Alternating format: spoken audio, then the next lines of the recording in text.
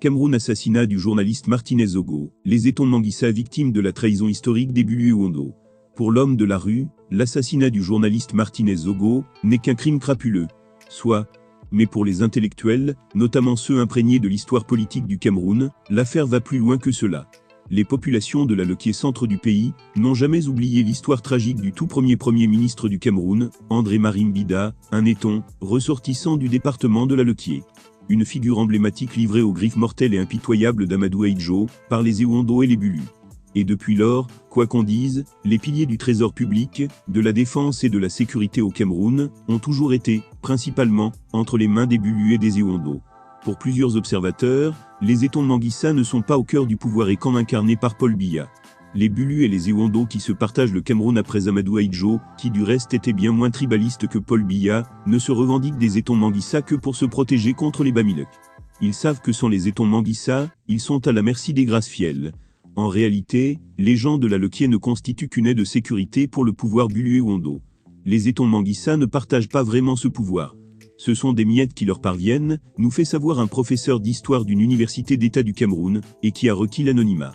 Crime et rupture, est publié ce 24 janvier 2024, par Célestin Bedzigui, intellectuel, membre de l'élite politique de l'Aleké, président du parti de l'Alliance libérale pâle, et non moins premier adjoint au maire de Monatlé dans l'Aleké.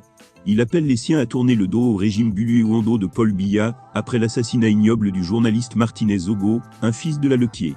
Pour l'homme politique et économiste, les bourreaux de Martinez Zogo, dont on peut facilement deviner les origines, ne pouvaient avoir aucune compassion pour lui, étant donné qu'il était un Eton Manguissa.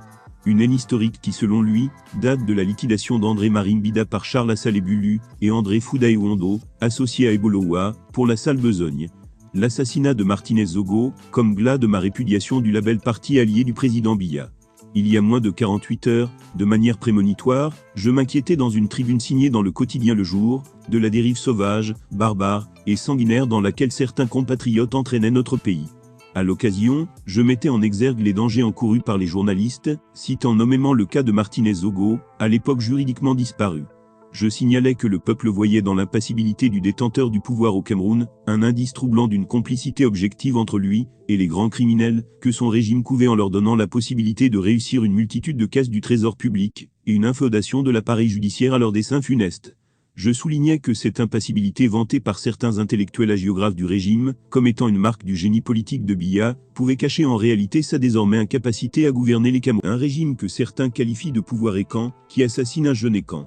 Sous un plan holistique pour certains, il pourrait s'agir d'une réédition de l'histoire, où se joue la guerre séculaire Ewondo-Bulu contre Eton Manguissa.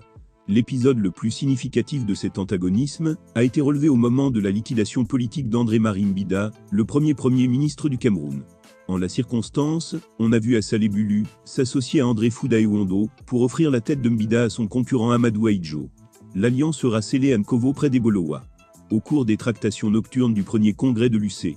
L'une des conséquences sera l'incarcération de Mbida, dans la prison politique de Mantoumdou, il reviendra aveugle et physiquement diminué. L'une des caractéristiques fortes de la saga du trésor public est que ses piliers sont principalement Bulu Ewondo. Martinez Zogo ne pouvait pas bénéficier de la clémence de ses bourreaux, dont l'origine est facile à deviner, lui qui était comme moi, Eton Manguissa. Ainsi pourra s'effondrer le mur ethnique sur lequel le régime s'appuyait, et qu'en s'exposant à perdre la confiance de la composante Eton Manguissa, le régime commence sa marche vers sa déchéance désormais inéluctable. En tout état de cause, cet assassinat dans des conditions absolument macabres, vient confirmer dans tous les esprits patriotes et dotés d'un minimum de raison, que le président Biya n'est plus en capacité de contrôler l'esprit du mal, qu'il a laissé prospérer dans notre pays et qu'en conséquent, il est temps pour lui de quitter le pouvoir. Rompre avec ce régime est donc, pour moi, la marque de mon indignation devant le caractère criminel de sa gestion du pays ces dernières années.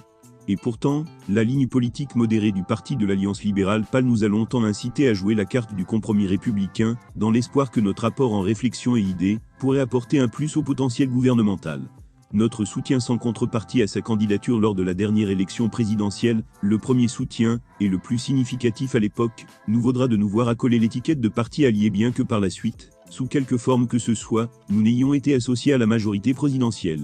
L'assassinat de Martinez Zogo, qui est un crime politique avéré facilement imputable au camp présidentiel, nous commande autant, pour des raisons morales que pour des raisons politiques, de répudier totalement, et de manière irrévocable, ce label de parti allié au président Biya. Le régime qu'il incarne est un régime criminel que chevauchent de nombreux criminels, dont le vrai visage est aujourd'hui démasqué. À cette occasion, j'en appelle à tous les leaders et partis politiques d'exprimer leur prise de distance avec ce régime, qui au regard de sa nature criminogène, mérite un statut de paria, tant pour les populations de notre pays que pour l'opinion internationale.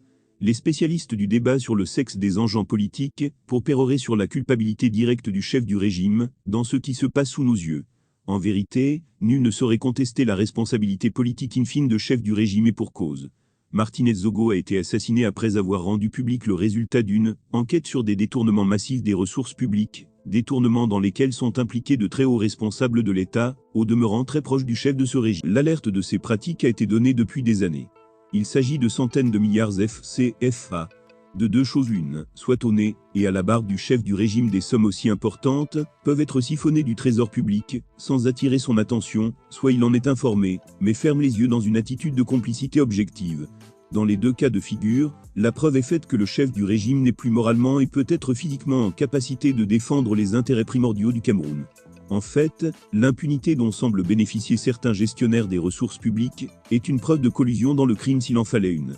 De voir l'impassibilité affichée devant de graves indices d'atteinte à la fortune publique même, lorsque ces indices sont compilés par de hauts magistrats comparativement à la diligence mise par le chef du régime de descendre de son piédestal pour instruire des solutions à des petits problèmes de règlement de factures de travaux de stade suggère la question de savoir si l'impunité constatée n'est pas la signature d'une complicité objective, ou si alors elle renvoie à une incapacité du chef du régime à gérer les affaires de l'État.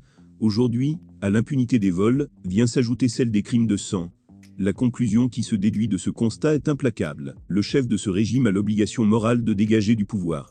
Au moment où nous dénonçons et répudions le label surfait de parti allié du président Biya, nous nous engageons à l'élaboration de propositions visant à donner au peuple le courage de relever le défi de vaincre l'esprit du mal qui tente de prendre le pouvoir au Cameroun, en profitant des temps crépusculaires d'un régime moralement discrédité. Nous entendons ainsi redonner espoir à la jeunesse camerounaise aujourd'hui tentée par le désespoir et la colère.